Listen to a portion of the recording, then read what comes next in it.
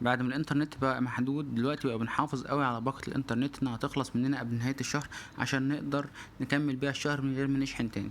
من يسرق واي فاي الخاص بيه. التطبيق دوت ليك ولغيرك. لو اي واحد عنده الانترنت بيخلص بسرعة تقدر تحمل التطبيق ده وتشغله على تليفونك وتعرف الاجهزة المتصلة بالانترنت بتاعك. للاسف ما بيجيبلكش كل الاجهزة اللي ارتبطت امبارح او اول امبارح او النهاردة بالليل او النهاردة الصبح. بيجيب لك المتصل حاليا. فانت محتاج عن طريق التطبيق ده ان انت تقعد شوية يوم او يومين تشوف كل شوية مين المتصل عن طريق الواي فاي بتاعك، خصوصا لو انت الباسورد بتاعك سهل او بسيط او انت ما بتعرفش تغير الباسورد بتاعك او غيره.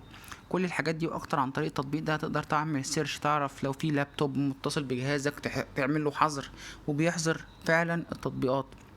مش زي بقيه البرامج اللي بتقول بنحذر وما بيحذروش. بيحذر الاي بي ادريس الخاص بكل تطبيق. طبعا التطبيق بقصدي خاص بكل جهاز، يعني مثلا تليفون، يعني مثلا لابتوب، يعني مثلا تابلت. ومش ضروري جدا ان الاجهزه اللي متسميه على التطبيق تبقى متسميه باسمها الحقيقي. يعني مثلا ممكن يبقى معاك جهاز مثلا هواوي ومتسمي بالاي بي ادريس بتاعه على طول، مش مكتوب هو اسمه ايه.